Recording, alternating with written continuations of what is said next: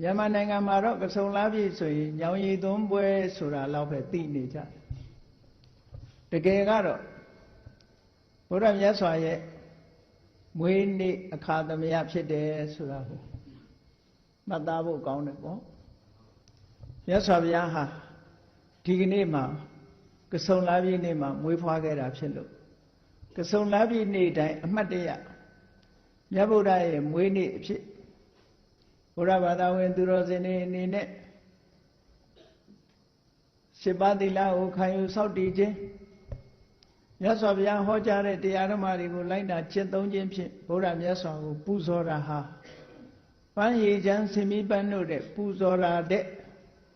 ပန်းရည်ချမ်းဆင်မီးပန်းတို့နဲ့ပူဇော်တာတဲ့သမ္မာပฏิပတ်တိအနုတ္တရာပူဇာလို့ဆိုတဲ့အတိုင်းလက်တွေ့ကျင့်သုံးပြီးတော့ပူဇော်ခြင်းဟာပို့ပြီးတော့မြုံမြတ်တယ်လို့မြတ်စွာဘုရားကိုယ်တိုင်ကလည်းအင်မတန်မှချီးမွမ်းတယ်ဒါကြောင့်မို့အမတ်တရကစုံလားပြည့်ဆိုလို့ရှိရင်မြတ်စွာဘုရားကိုဂုဏ်ပြုပူဇော်သောအားဖြင့်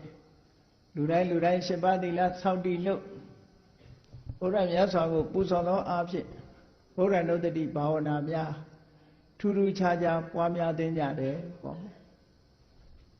ဒါလည်းအမတ်တရရှိထားကြဖို့ပေါ့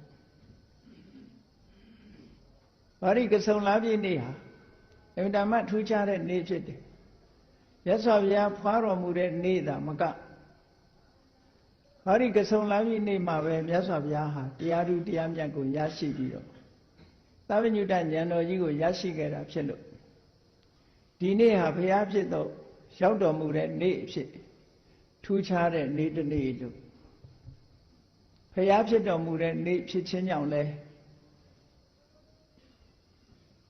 ဘုရားဘာသာဝင်သူတော်စင်တို့အနေနဲ့